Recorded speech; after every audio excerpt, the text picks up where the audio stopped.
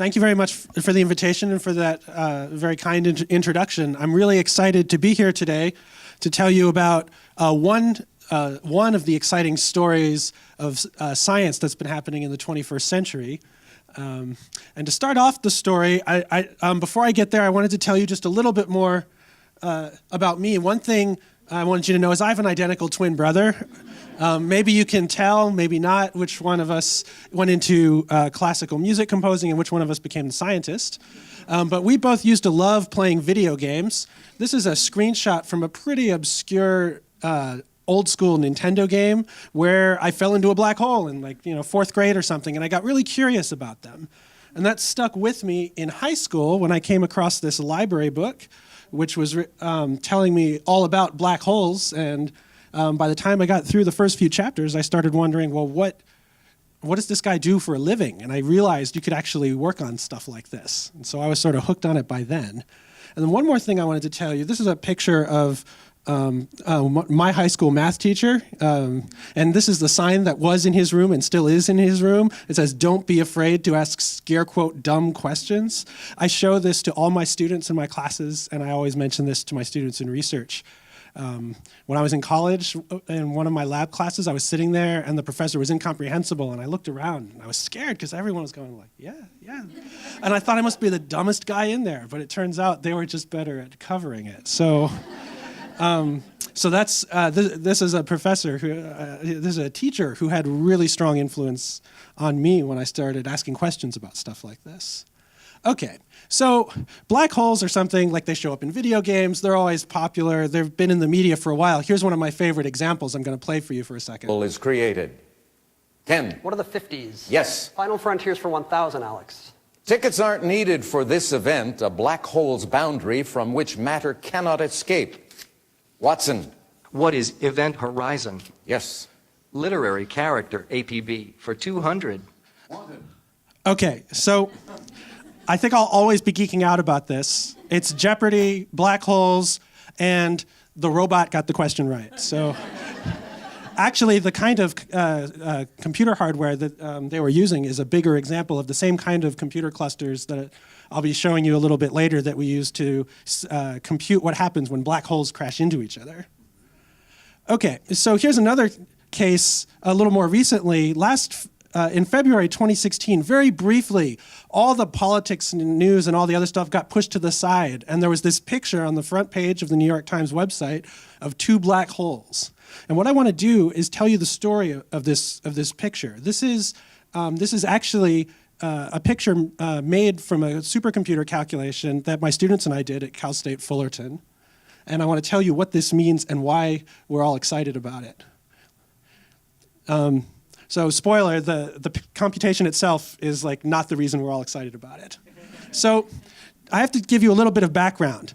There's this awesome toy that demonstrates this outside if you want to play with it on the way out. It's one of those funnels where you can spin little balls around in it. That's how I want you to think of gravity. The sun's mass curves the space around it, and the planets try to move in the straightest possible lines they can, but because of gravity, they end up moving in curved paths. And the stronger the gravity, the more steeply it's curved. But the sun doesn't just suck everything into it. The planets can still go around in orbits. It's the same for black holes. So here's a picture, how you can picture a black hole. So IBM's Watson computer told us, the horizon of a black hole, that's the place where if you go inside, you're not coming back. So it's nothing, including light, so no messages that you might want to send can get out from inside the horizon. That's what makes a black hole a black hole. Black holes are formed from very large stars in space. When they run out of fuel to do nuclear reactions and they die, they make black holes. Here's a picture. This is just a drawing. This is a black hole horizon. It's just a sphere. But a lot of times, in order to show how the space is curved, it's hard to do curvature in 4 dimensions. I've seen on the web some people can solve 4-dimensional Rubik's Cubes, but I have no idea how they do it. So what most people do is they would just, imagine sliding a piece of paper through here and just cutting it out. So now the horizon is a circle. And I'll show you how the space outside the horizon is curved. And it looks like this sort of funnel shape. But this isn't And what this means, it's just like the picture before with the sun in the middle, except now instead of a star, there's just a horizon. You can go through there, but if you do, it's bad for your health and you're not coming back. So let me give you a feel for what these weird objects are like. How big are black holes? There's two different ways you can get at that. They come in sort of two flavors. The stellar mass black holes are sort of a few or maybe 30-ish times as massive as the sun. But there's also these millions or billions of times as massive as the sun black holes that live in the centers of galaxies. I'm going to mostly be interested on the smaller kind in the talk today. So if you want to know how big they are, though, it turns out the size of a black hole, it just depends on the mass. You take the mass of the black hole, divide by the mass of the sun, and multiply that by 3 kilometers. So even though they're so massive, they're tiny. So here's Google Maps, when I got some directions recently. GPS directions also are an example of using Einstein's theory of gravity. It turns out the timing on the GPS satellites wouldn't work without relativity. And let's see, so we're here in the Discovery Cube, and this is my office in Cal State Fullerton. If one of my students, we're all theorists, so if we screwed up, tried to do an experiment and made a 10 solar mass black hole somehow centered right here on Cal State Fullerton, that's how big it would be. So we'd be toast, but it doesn't even reach to like downtown Los Angeles or Glendale. So imagine squishing 10 times the mass of the sun into an area so incredibly small. If you squish the Earth all the way down to be a black hole, this is how big it would be. Smaller than a golf ball. So these things are both incredibly massive and incredibly small. And as a result, scientists come up with this imaginative name, compact objects, to describe things like this because they're so big but so small. There's one other thing about black holes I want you to know about, and I'll do a little imaginary experiment to show it. Black holes spin. I love things that spin around. My wife can tell you maybe I have a little unhealthy obsession with spinning things, but I get to work on spinning black holes for a living. So it's all right. Here's a black hole that's not spinning. Let's do an imaginary experiment. Now, someone's got to write the paper to the journal, so I'm going to stay out here at a nice safe distance. Here's one of my students, Haroon. So he's going to dive headfirst into the black hole. And if the black hole isn't spinning, he'll just fall straight in, just like you'd expect. But if we imagine a different experiment where the black hole is spinning 99% as fast as it theoretically can, well, I've got to write the report to the National Science Foundation, so I'm going to stay out here. Haroon, he's going to dive in head first, but now the black hole spins space around it, and Haroon gets pulled into rotational motion, even if he started out trying to go straight in. In the shaded gray region, it's impossible for Haroon to resist orbiting the black hole. He can't go straight in, even if he wanted to. So that's just another little weird thing about how black holes behave. So to an individual black hole, if you want to know everything there is to know about it, all you need to know is how fast is it spinning and how big is it. But what if you put two of them together? This is a great example of a nonlinear idea. The whole is not just the sum of the parts. If you put two black holes together, you don't just get a black hole, you get black holes that collide and send out gravitational waves. So let me show you gravitational waves. This is a computer calculation another one of my students, Nick, did. You can see the little funnels in the middle. They're a little small. Maybe if you squint, you can see the funnels as the black holes spiral together and merge. They spiral together as they lose energy. Let me play it again. And then as they do, they send out these ripples, these spiral ripples that get stronger and stronger, and then the holes merge. These are like water ripples on a pond if you throw a rock in.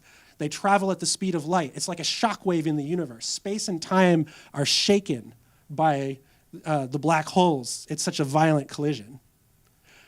So that's what happens when the black holes collide. You wouldn't want to be anywhere near it, but far away, they don't do much. Here's a little movie showing what a gravitational wave would do if it flew into the screen, if it just passed straight into the screen. Let me play it again. So it would take a ring. This is supposed to be circular, but I did my slides 4:3, and apparently the world's gone to high definition now, so this was supposed to be a circle. And it just stretches and squeezes them. And this movie is showing a stretching and squeezing by 10%.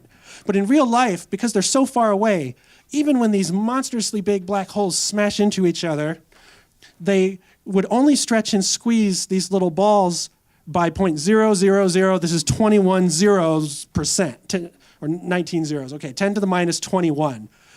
So incredibly small. This is so small that when Einstein wrote this paper, I can't read this in German, but another professor in our Gravitational Wave Center, Josh Smith, translated it. What he said here, although Josh says the German's a lot more elegant, he says, one can see that A, which is how strong the gravitational waves are, must have in all conceivable situations a practically vanishing value. That's Einstein's fancy way of saying, yeah, these exist in theory, but in practice, you can just forget about measuring them. Well, this was 1916. This is 100 years later. Thousands of scientists have been designing and implementing and troubleshooting these experiments and doing experiments within the experiment, trying to design machines that can measure stretching and squeezing so impossibly small. 10 to the minus 21 for these instruments, where one arm is 4 kilometers long. So this is 2.5 miles of vacuum tube here. So is this. The stretching and squeezing is 1,000th the size of a proton. It's so incredibly small. These are machines set out to make the most precise length measurements ever. One is in a nuclear waste site in the desert, and the other is in this swamp over here. They had a problem. Well, they had a lot of problems. They had rats. Rats are a problem because they urinate, and that's acidic. That was a problem with the vacuum. They also had a problem with people shooting shotguns because the government built this big tube here. So they had to do a little outreach to put stop to that. So one night, 4 in the morning, just after they finished upgrading these, they were doing an experiment trying to figure out what would happen if someone was driving along near here and slammed the brakes on in the car. That can shake the Earth. And even though these are exquisitely isolated, that little bit of that shaking of the Earth can shake the little objects, they're actually mirrors they have at the end of these arms, just a little bit, enough to mess up the experiment. But the GPS stopwatch, which they needed to sync up with the experiment because everything uses GPS time, was broken, so at 4 in the morning they went home. Less than an hour later, they just left the detectors on and they picked up the first gravitational waves ever. Those waves have been traveling across the universe for 1 billion years, and they got here less than an hour after they stopped monkeying with the experiment, so they could actually measure it. So how can they possibly do this? Well, here's a little animation that shows you. So this is just a simplified illustration because I'm a theorist. I'm not going to show you how they really build it. But basically, they send a laser light into this thing called a beam splitter. I'm going to play it again more slowly. Half the light bounces off like a mirror. It's a 50% mirror. Half goes through.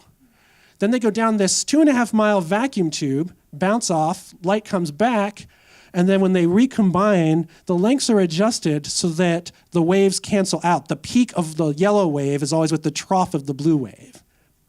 But when a gravitational wave comes by, it stretches and squeezes the space so that the waves don't cancel out anymore.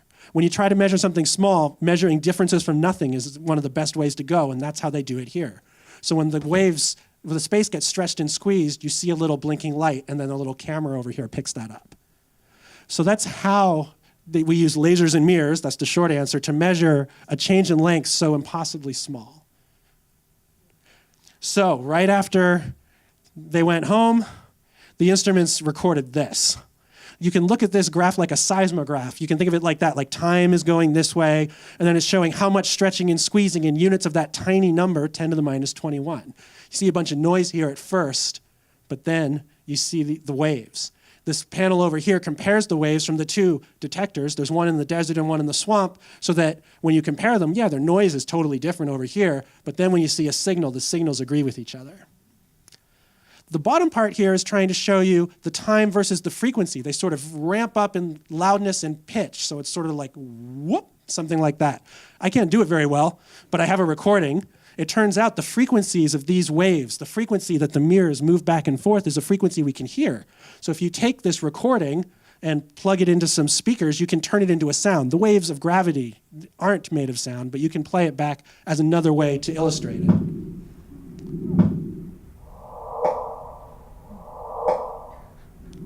So that lower pitched whoop, that's what the detectors heard in a sense. The higher pitched one is just to make it easier to hear because our ears aren't quite so good down there sometimes.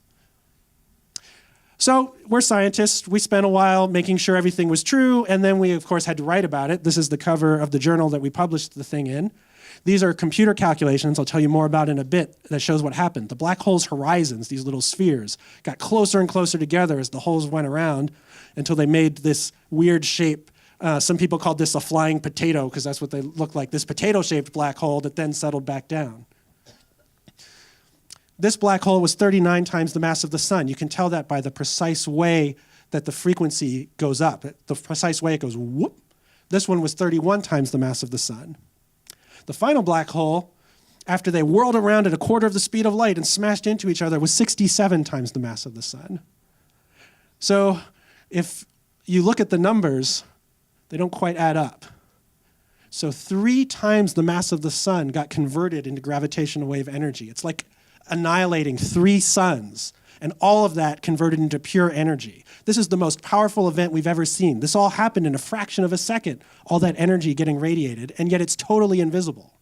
So these things are the most violent explosions anyone's ever observed, the most powerful event anyone's ever sensed, and yet it was invisible. There was no light at all. It was all sent into waves of gravity. And because this was so far away, 1 billion light years away, it took 1 billion years for the waves to reach Earth. And by then, just like when stars are far away, they look dimmer. By the time the waves got here, they were dimmer. And LIGO, the experiment, the Laser Interferometer Gravitational Wave Observatory, finally put the O in its name and made its first observation. And that's what this is showing. And that's what we're also excited about. And here's a bunch of people from Cal State Fullerton who were co-authors on the paper, including some of our alumni who were students at Fullerton. So what did we do? This is a picture from the press conference where I was actually surprised. Some of the Los Angeles media didn't go to Caltech. They came to see us at Cal State Fullerton, and our students were there to answer questions. These are some of our students. This is what science looks like. It's not Einstein sitting in a room. That's what people picture, but it's more like this. It's these groups of people who are working together. And we did things like Josh Smith leads an experimental group that does things like making sure the signals were real and helping to improve the mirrors, the optics, so that the light bounces off the way you want it to. Dr. Reed leads a group that did things like figuring out how to find such a faint signal inside the data. When you're trying to listen for something so faint, so the mirrors aren't moving that much, how do you do that? But the thing I'm going to focus on is computer calculations. Because once LIGO saw this, if you're a theorist like me, you want to try to see if their measurement agrees with what Einstein predicted 100 years ago.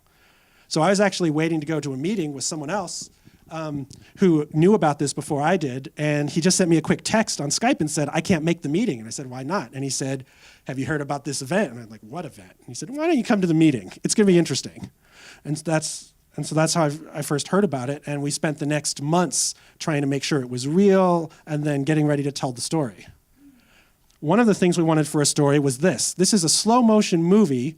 I'll play it again because I don't think, it loops on Keynote, but this is Windows, so I have to do it again. I had to get at least one Windows bash in the talk. So this is a movie showing what it would look like up close if you had a camera in slow motion watching as the black holes, their gravity is so strong, it warps the light like a lens and makes this trippy pattern on the background stars. And this movie was rendered by Haroon. Since I didn't dump him into a black hole, he was still around and he could make this movie. He used this computer. Nusha just graduated last year. She was our assistant system administrator, and here she is when we were expanding the cluster, running all these networking cables so that the computer parts could all talk to each other. And then another one of my students here is in Scotland presenting some of the work she's done with some of these calculations. So the students were involved in doing computations and in telling the story of this. So they got to participate firsthand in the discovery. So let me finish up showing you the results. The pink and blue are time versus amplitude. It's a way of, like a seismograph, it's showing you how big was the wave, how much were the mirrors wiggling back and forth. This yellow curve is our supercomputer calculation. Back here, they don't agree because back here, you're just seeing noise in the instrument. But here, when the waves get louder, they agree really, really well. And this is just a first cut of the kind of calculation that gives us confidence that not only was this a gravitational wave, but it came from colliding black holes just like Einstein predicted. So what's next? Well, we're going to test as precisely as we can. Was Einstein right, even under these crazy extreme conditions? Maybe some other theories right. Also, all the textbooks suddenly became out of date, and now we've got to tell everybody that we have this brand new sense to observe the universe, like none we've ever had before. Before now, if you wanted to learn about the universe outside the solar system, all you had was light. Now we have a whole new spectrum of gravitational waves. So this is a story of what LIGO's been able to see so far. There's one candidate in the middle. We're not sure if it's real. I'm not going to talk about that. This is the one I just talked about.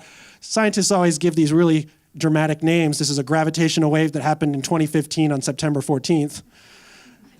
So Christmas, so the December 26th, Boxing Day, Universal Time, but in California, Christmas evening, I was about to go for a walk with my wife Elizabeth, who's here in the front row, and well, what did I do? I checked my email because, of course, you know, I know how to be romantic, so I've got my phone out checking email on Christmas evening, right? And the email was exploding with all this stuff, and they were talking about, is this real? Could this be real? And that was actually ended up being their second gravitational wave that they detected. The chirp was a lot longer at a higher frequency. It was in the frequencies that LIGO could sense a lot longer because the black holes were smaller, as it turns out. And so someone drew this cartoon that I liked. Oops, almost forgot LIGO. And they actually published this before LIGO announced that they saw the second wave. So there was a little bit of, oh, I don't know if they should have drawn that, but if you weren't in LIGO, you didn't get the in-joke, and so they felt okay about it. And we're going to look for other things, like neutron stars, almost as small as black holes, smashing into each other, or stars blowing up. We're going to try to make the experiment look farther. Here's one of the actual mirrors, the kind of mirrors that they would put in LIGO. Here's one they brought to Cal State Fullerton for Dr. Smith and his students to see how the light bounces off of it.